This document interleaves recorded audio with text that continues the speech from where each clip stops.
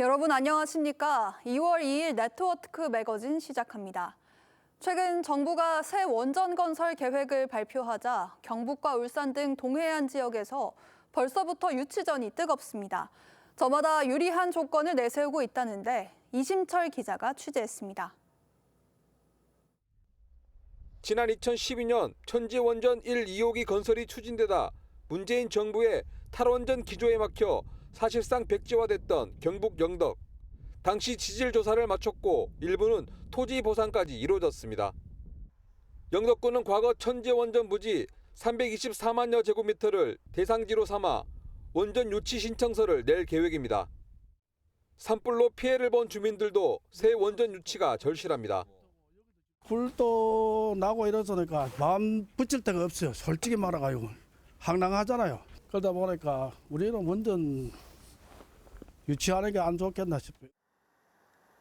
이미 세울 원전을 유치한 울산 울주군도 주민들이 적극적입니다. 송전탑 등의 전력 인프라를 이미 갖추고 있다는 장점을 내세우고 있는데 울주군 전체 주민의 서명을 받아 유치전에 뛰어들겠다는 계획입니다. 울주군 전체로 확산해서 서명운동과 함께 또 5일장 등을 방문해서 선전하고 여론을 한번 모아볼 생각입니다. 한국수력원자력은 지난주 신규 대형 원전 2기와 SMR 건설을 위한 공모에 들어갔습니다. 소형 원전인 SMR은 경북 경주와 대구군이, 부산 기장이 유치에 팔을 걷어붙일 태세입니다. 원전 2기는 12년 뒤인 2037년, SMR은 2035년이 완공 목표입니다. TV조선 이심철입니다. 서울에 이어 부산에서도 심야 자율주행 버스가 운행을 시작했습니다. 간선 급행체계, 일명 BRT 구간 10km를 달리는데 6월 말까지 요금은 무료라고 합니다. 하동원 기자가 타봤습니다. 늦은 밤 버스 한 대가 정류장에 멈춰섭니다. 승객들을 태우고 출발하는데 운전기사가 핸들을 잡고 있지 않습니다. 자율주행 버스입니다. 승객들은 정속으로 달리는 버스에 만족합니다.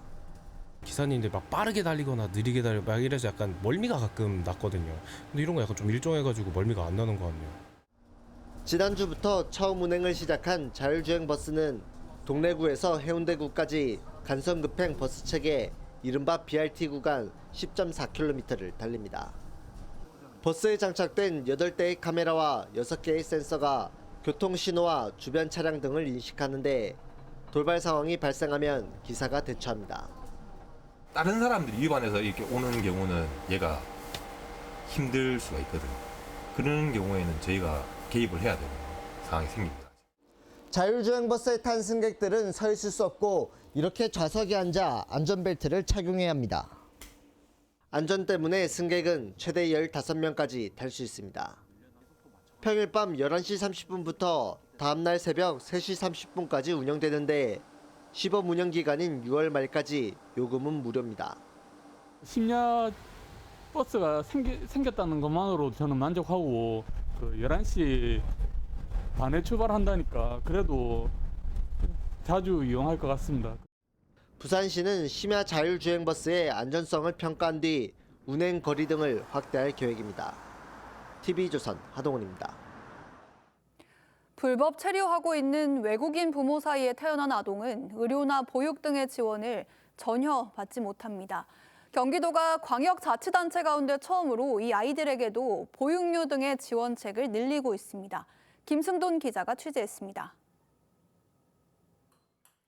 국내에서 두 아이를 낳아 키우고 있는 카자흐스탄 국적의 30대 여성. 일용직 근로자인 외국인 남편의 일이 끊기면서 홀로 생계를 책임지고 있습니다. 아, 지금? 고독이어가지고 일도 많이 요즘에? 네, 없어요. 지금 치과도 못 주고 있어요. 두 아이를 어린이집에 보내고 있는데 미등록 이주 아동이다 보니 등록 외국인과 달리 보육료 지원은 받지 못합니다. 주 아이 한 100만 원이 넘어요. 월세 내고 이런 말이 어린이집에서 사서 입히기도 하고. 경기도는 올해부터 이런 미등록 이주 아동에게도 1인당 10만 원의 보육료를 지원합니다. 화성과 안성, 이천 등 3개 시군에서 시범 사업으로 먼저 시작합니다. 또 도서관 등 공공시설을 이용할 수 있게 아동 확인증도 발급합니다. 체류 자격이 있냐 여부를 떠나서 일단 지자체에 거주하고 있는 대상에 대해서는 특히 아이들에 대해서는 최소한의 인도적 지원이 필요하다고. 경기도는 민간 단체와 협력해 미등록 이주 아동에게 의료비 지원도 늘려나갈 계획입니다. TV조선 김승도입니다. 춘천 감자빵은 강원 지역을 대표하는 먹거리 브랜드가 됐습니다.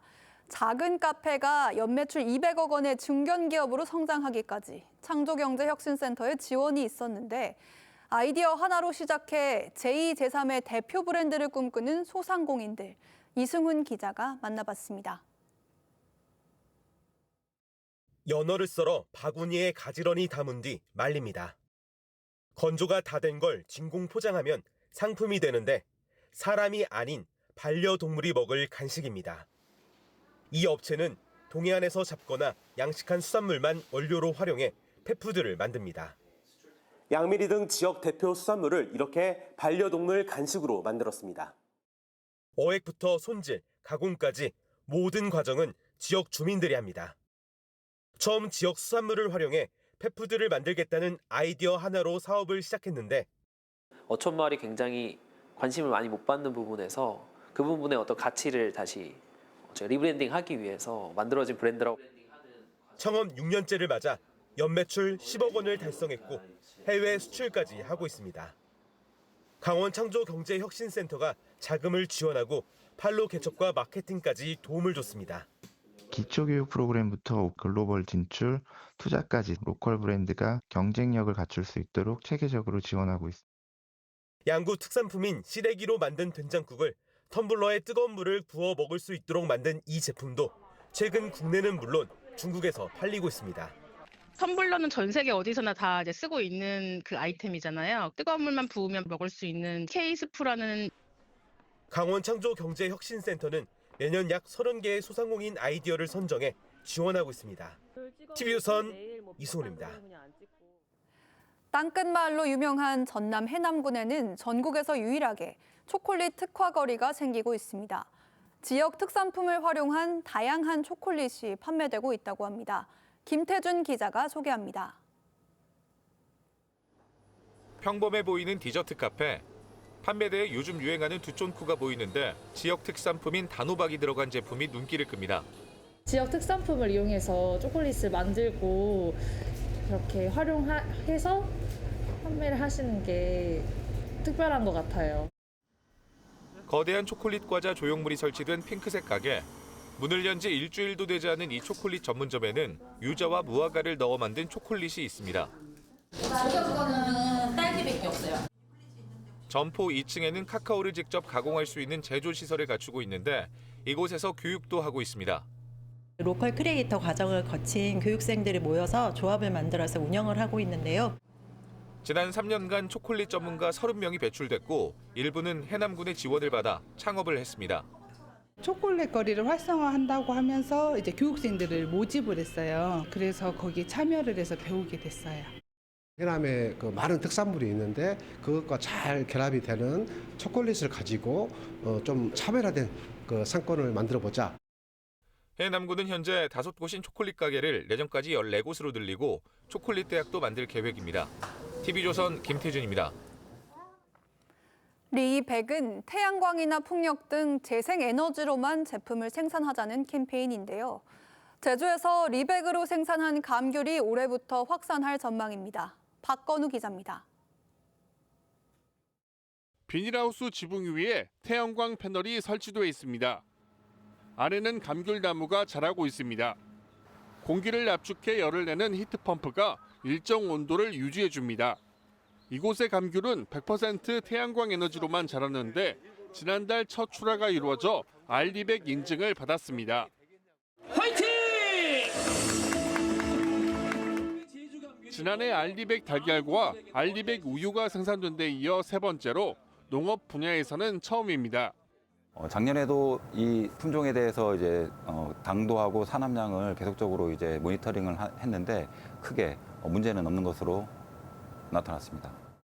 제주도는 알리백 감귤 생산을 위해 지난해 1월부터 4억 7,500만 원을 들여 농업기술원 감귤하우스에 태양광 패널과 필름, 에너지 저장 장치 등의 기반 시설을 설치했습니다.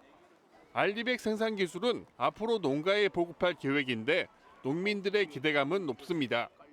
고온 시에는 직사광선을 피하고 에너지를 생산할 수 있어서 친환경 농업이 기대가 되고 기회가 되면 그렇게 농사를 지어보고 싶습니다. 제주도는 또 내년까지 설비 기준과 활용법, 생육 관리 방법 등이 담긴 알리백 감귤 생산 지침서를 만들 계획입니다. TV조선 박건우입니다.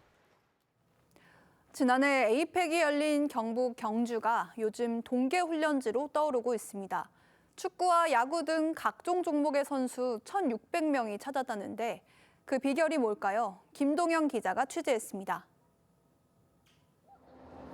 아이들이 푸른 잔디 위에서 훈련에 열중합니다. 겨울철이지만 옷차림은 가볍기만 합니다. 축구장을 감싼 에어돔 덕분입니다. 영하권 날씨에도 에어돔 내부 온도는 20도 가까이 되는데요.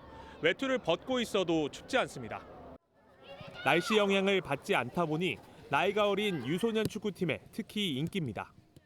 추우면 또 부상에도 염려가 있고 여기는 항상 19도 정도로 맞춰져 있기 때문에 이번 겨울 전지훈련을 위해 경주를 찾은 선수단은 모두 1,600여 명. 축구와 야구, 태권도 등 종목도 다양합니다. 비교적 따뜻한 기후에 훈련 시설과 숙소도 충분해 만족도가 높습니다. 서울에서는 이런 환경을 저희가 쓸 수가 없어요. 외부 쪽으로 빠져나간다는 자체가 시간적으로 많이 어렵거든요. 훈련이 끝나면 관광을 할 수 있다는 점도 경주만의 장점입니다. 세계문화유산 도시이기도 하고 그리고 황리단길이라든지 고문관광단지라든지 그리고 관광적인 요소도 있어서 학부모들까지 함께 따라오면서 식당과 숙박업소는 관광 비수기임에도 활기가 넘칩니다. 완전 반토막 났는 데서 이렇게 단체로 와서 메꿔주시니까 저희 입장에서는 해마다 좀 기다리고 있어요. 경주시는 올해 야구장을 새로 짓는 등 기반 시설을 확충할 계획입니다. TV조선 김동현입니다. 은퇴한 고령의 어르신들은 경제적 여유가 없으면 갈 곳이나 즐길 거리가 마땅치 않은 게 사실입니다. 서울에는 55살 이상이면 누구나 춤이나 노래를 배우고 고전 영화를 무료로 감상할 수 있는 곳이 있습니다. 구자형 기자가 소개합니다. 50대에서 80대까지 다양한 연령대의 어르신들이 대형 스피커에서 나오는 음악에 맞춰 춤을 춥니다. 가끔 손과 발이 엉뚱하게 움직이기도 하지만 함께 호흡을 맞추며 신나는 분위기에 흠뻑 빠져듭니다. 1시간 동안 춤을 춘 어르신들은 새로운 경험에 스트레스를 풀고 자신감도 얻습니다. 너무너무 즐거웠습니다. 이렇게 못해도 기분을 좋게 막 칭찬을 해주시니까 재미있게 아주 따라서 잘했습니다. 지난주부터 열린 시니어 프로그램 청춘 무대에서는 일요일을 제외하고 줌바 댄스와 난타, 노래 교실 등의 다양한 체험을 할 수 있습니다. 오는 6일부터는 이곳에서 어르신들의 이야기를 소재로 한 즉흥 연극도 선보입니다. 또 오후 2시부터는 추억을 되새길 수 있는 고전 영화도 감상할 수 있습니다. 어렸을 때 극장을 어른들 손잡고 따라와 보던 데잖아요. 그래서 부담 없는 마음이 편한 거야, 고향이니까. 청춘 무대는 55살 이상이면 누구나 이용할 수 있는데 시범 운영 기간인 이달까지는 무료입니다. 추운데 가실 곳이 없다 그런 이야기를 접하게 되면서 저희가 짧지만 또 좀 즐거운 프로그램 마련해서 재밌게 해드리고 싶다 그런 마음이 들어요. 서울시는 프로그램을 보완한 뒤 다음 달부터는 청춘 무대를 정식 운영할 계획입니다. TV조선 구자영입니다. 오늘 네트워크 매거진은 여기서 마치겠습니다. 시청해주신 여러분 고맙습니다.